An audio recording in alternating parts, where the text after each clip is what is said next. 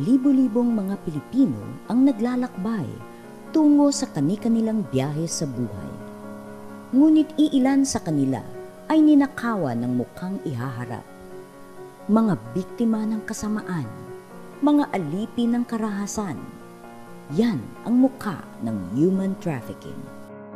Ang human trafficking ay ang pangangalap, transportasyon, paglipat, pagkupkop o pagtanggap ng mga tao, may pahintulot man nila o wala, lokal man o sa ibang bansa, sa pamamagitan ng pananakot, paggamit ng dahas o iba pang anyo ng pamumuwersa, pagtangay, pandaraya, panlilinlang, pang-aabuso ng kapangyarihan, pananamantala sa kahinaan ng isang tao, o pagbayad o pagtanggap ng pera o iba pang benepisyo para makamit ang kontrol sa isang tao, para pagsamantalahan sa kahit alinman sa sumusunod na pamamaraan, pananamantala o prostitusyon o iba pang uri ng sexual na pananamantala, sapilitang pagtrabaho o paninilbihan, pang-aalipin o pagtanggal o pagbebenta ng lamang loob. Ngunit hindi lahat ng mga biktima ay nananatiling biktima. Ito ang kwento ng pag-asa. Mga kwentong nagpapatunay na may daan tungo sa kaligtasan para sa mga biktima laban sa human trafficking. Kaligtasang abot kamay sa tulong ng Department of Social Welfare and Development o DSWD. We also have coordination with our International Justice Mission. The best that they can give us is the legal assistance during court hearings. They provide lawyers for free, and then aside from that, we also conducted regular sessions on spiritual enrichment.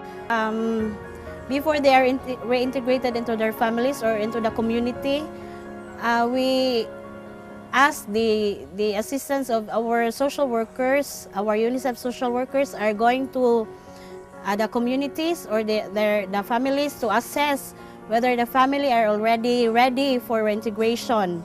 So once the assessment report is favorable, then we go into the discharge conference, and then we discuss, and then we also make our social workers would also make the aftercare plans for the clients. So once they are discharged from our center, the services are we would still continue with our services in coordination with the local social welfare officers.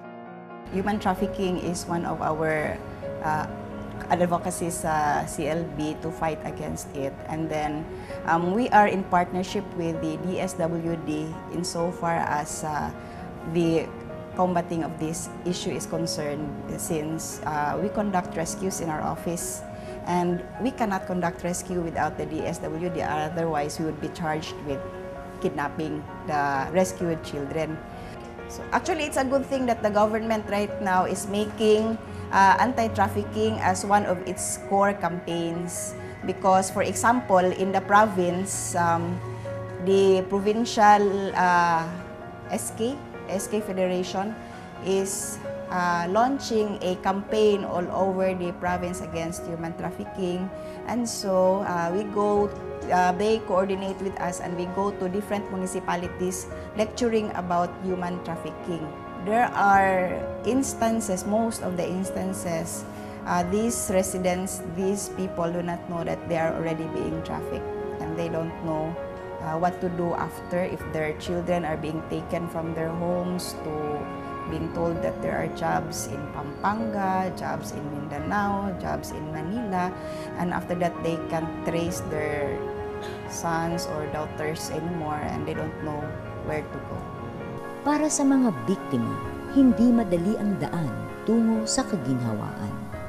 Hindi rin madaling ibalik ang mukhang may maihaharap, ang dignidad at dangal ng isang biktima. Ngunit sa tulong ng mga pamilya at kamag-anak at sa pagsisikap ng biktima, magagawa ito. May mga nakapag-aral at nakatapos ng pag-aaral. Ang Haven Pampanga ay nag-exist more than 30 years na. At ngayon ay isa sa mga sinisilbihan namin yung mga victims of human trafficking. Kinalimutan ko na lang po yung nangyari before. Tapos nag-start po ako ng bagong buhay ngayon. So, nasa DSWD na ako. Natuto ako yung mga sa livelihood pong ano.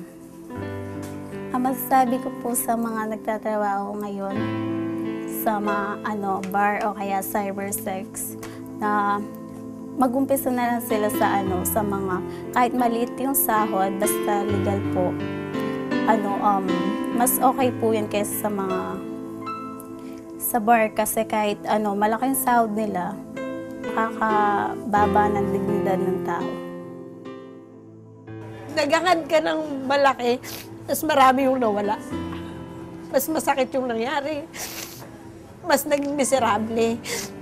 Ganun yung nangyari sa akin, sakit. Ang hirap-hirap. Mahirap. Nandun yung nakakulong ka. Natapat ka sa bintana, di baling mabartolina ka, makasigaw ka lang na, Nanay, sige na, uwi mo na ako dito. Kasi hirap na hirap ka na. Yung sigaw ko na sigaw. May mga nasisira ulo. Huwag ka nang mawawala ng pananalig sa taas. Tapos pilitin mong bumangon kung saan ka nadapa. Napakalaki po na naitulong ng DSWD. Yung pong tindahan na bigay po sa akin ng DSWD, yung tulong po sa akin. Napakalaking tulong po. Nung ala ko po yan kasi napakahirap ng buhay, walang trabaho yung asawa ko.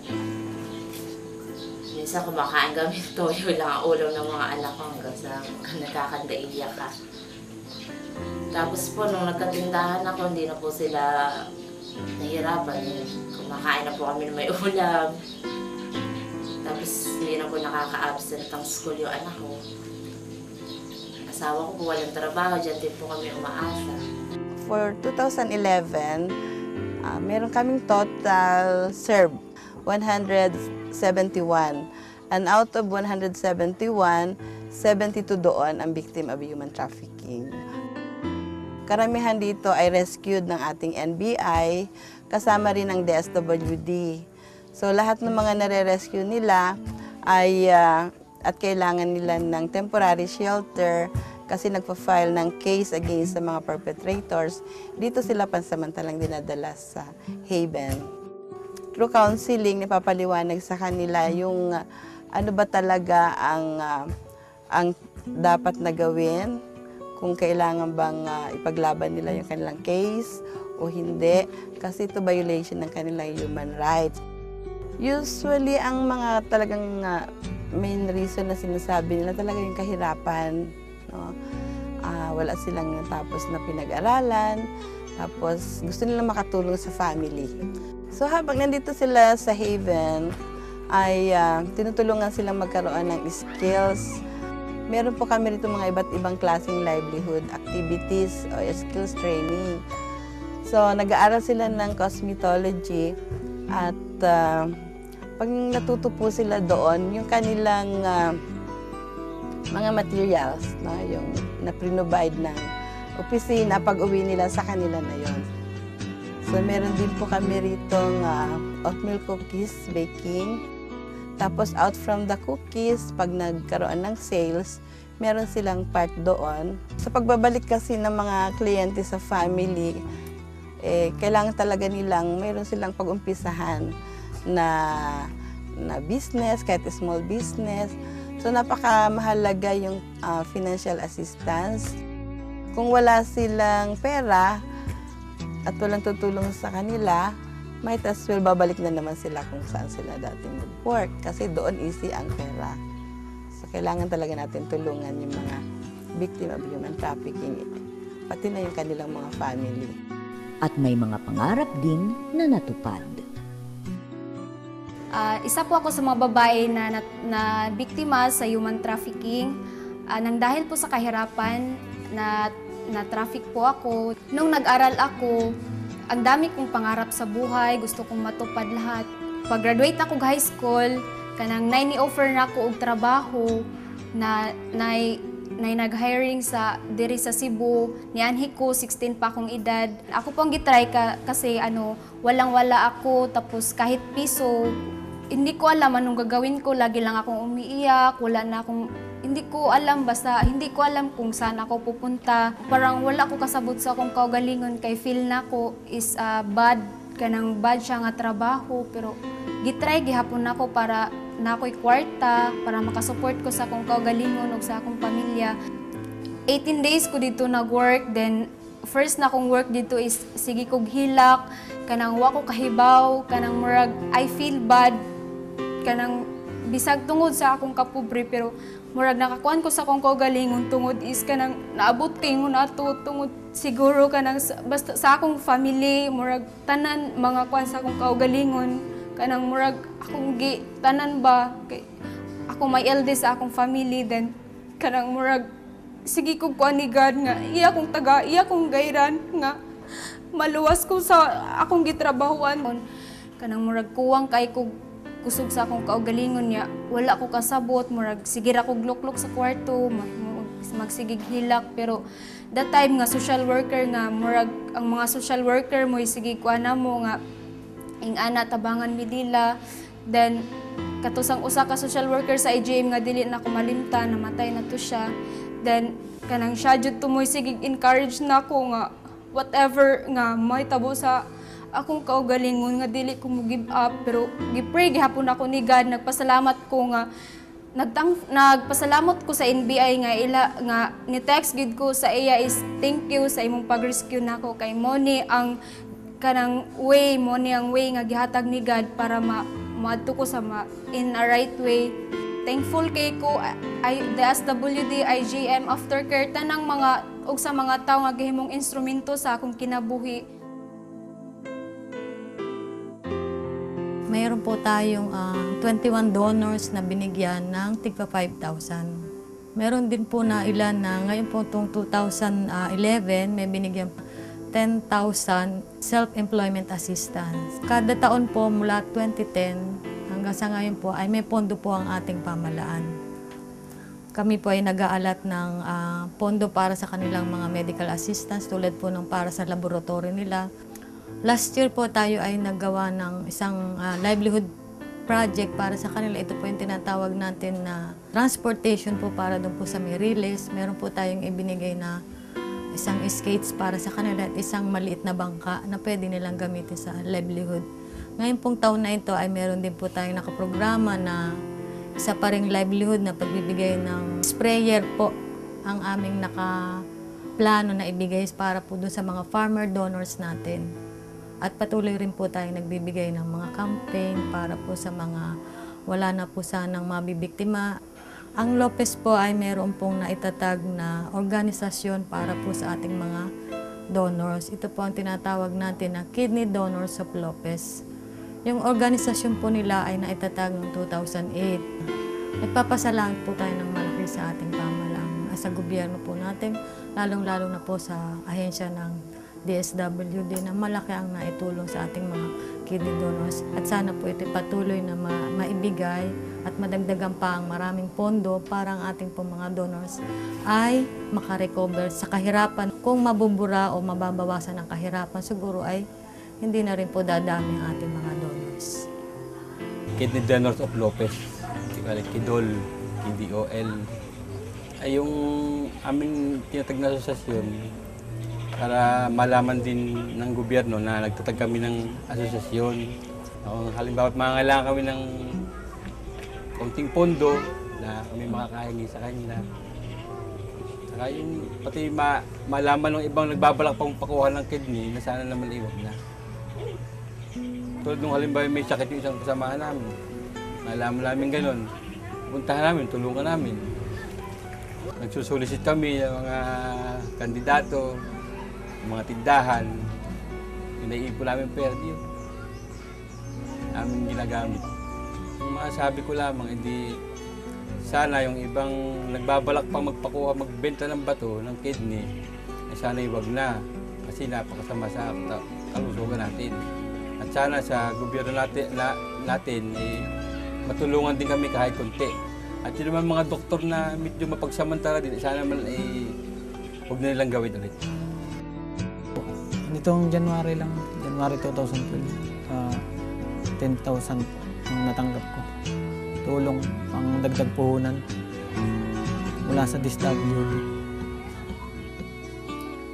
Tsaka sana huwag kaming titigilan ng pagsuporta sa amin ng mga ahensya na tumutulong katulad nga po ng DSWD. Yan lang po, salamat. Pagka-opera sa akin, binigay sa akin 100 lang.